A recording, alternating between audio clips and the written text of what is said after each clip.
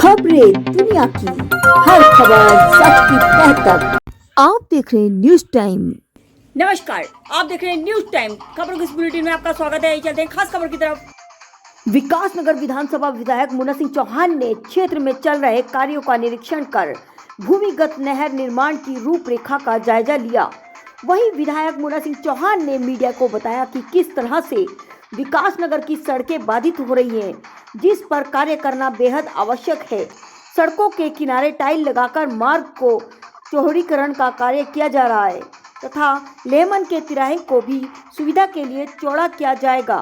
साथ ही विकासनगर में 4 लाइन भी पास हो गया है, जिसको सुविधा के अनुसार बनाया जाएगा।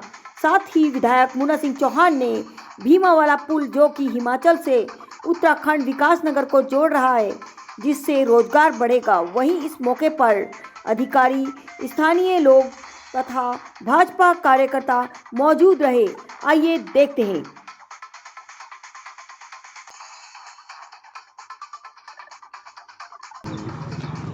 व्यवस्थाओं पे काम कर रहा था विभाग एनएच का। एक था कि जो ये हमारा मुख्य बाजार से रोड जाती है, इसमें जो दोनों साइड नाले हैं, जो कि चौक है वर्षों से, और उस वजह से बाजार के अंदर जलभराव की स्थिति आती है और सफाई की गंभीर समस्या हो गई। एक तो उसका पूरे नालों का अभी क्या है कि वो बंद है, खुलते नहीं है।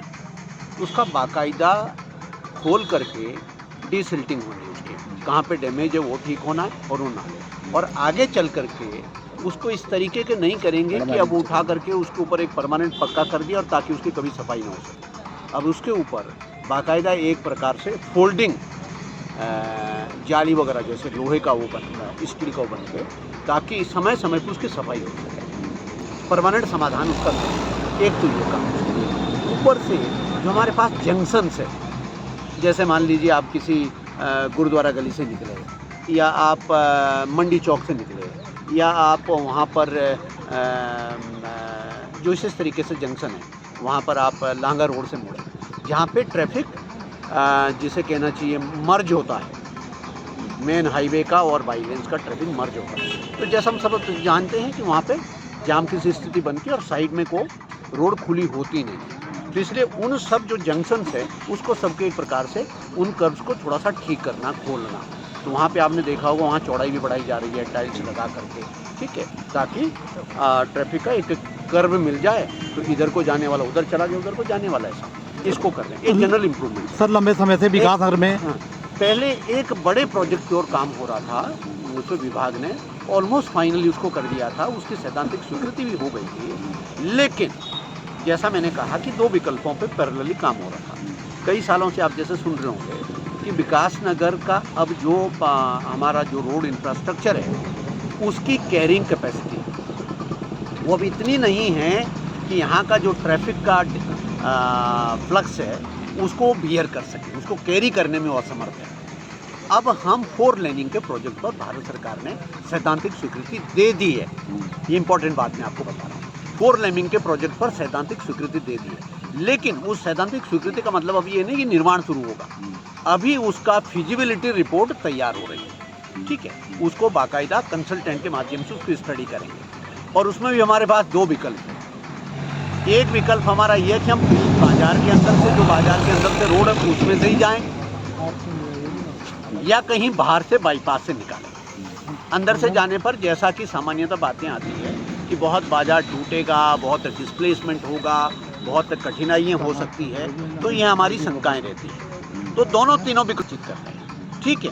जो विकल्प जनता के हित में होगा, और उसके बारे में कंसल्टेंट तो अपनी तरफ से फिजिबिलिटी रिपोर्ट तैयार कर ही रहे हैं, लेकिन कंसल्टेंट भी जो तैयार करेंगे वो हम लोगों से विचार विमर्श करेंगे, हमारे एनएच के अधिकारियों से हम लोगों से विचार विमर्श करेंगे। और हम लोग जो स्टेक होल्डर है, सबसे बड़ा स्टेक होल्डर तो यहाँ का व्यापारी है, यहाँ का आम निवासी है, उनके लिए सब कुछ बन रहा है। तो उनसे भी हम लोग चर्चा करेंगे कि भाई कौन सा विकल्प ज़्यादा उपयुक्त है, कौन सा विकल्प ज़्यादा मुफीद है, तो इसलिए उस पर भी बात करेंगे। तो अब ये थोड़ा सा जो बीच वाला काम था, उसको जो तात्कालिक आवश्यकताएं हैं वहाँ तक सीमित कर रहे हैं। बीच के काम को तात्कालिक आवश्यक, जैसे नालों की बिल्कुल साफ, जहाँ पे कहीं पे उसकी दीवारें वगैरह कोलेप्स कर गई वो ठीक हो जाएगा। उसके बाद ऊपर वो परमानेंट बंद नहीं, उसके ऊपर मोटी जैसा होता है वो एक उसको एग्जैक्टली क्या बोले, ग्रेटिंग्स बोलेंगे, ठीक है।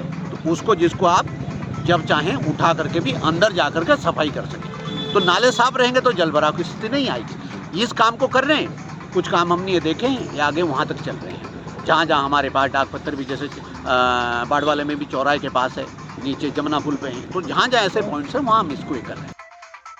केलो चौराहे केलो कुछ नहीं, ये भी बड़ा भारी जंक्शन है। एक तो हॉस्पिटल है लेमन, गांव वालों का पूरा एटन बाग वगैरह का इधर से रास्ता है, ठीक है। यहाँ पे हमारी तहसील है और यहाँ पे हमारे सिविल कोर्ट्स वगैरह, ये बड़ी भारी भीड़ इसमें। सिविल कोर्ट तो चलो अब उधर चले गए, यहाँ बड़ी भारी भीड़ रहती है और बहुत बड़ा। तो एक तो यहाँ पे भी 2 प्रोग्राम है हमारे। एक तो है जो NH को यहाँ पे अभी ये वाइडनिंग करके और इस चौराहे को थोड़ा चौड़ा करके, जैसे आप देख रहे हैं कुछ हम ये ट्रांसफार्मर वगैरह कुछ पोल वगैरह शिफ्ट करके, ताकि गाड़ियों को लाने ले जाने में, मोड़ने में, अस्पताल के लिए मोड़ने के, एम्बुलेंस के जाने में, इसमें सब कठिनाई है। एक तो ये प्लान है, ठीक है।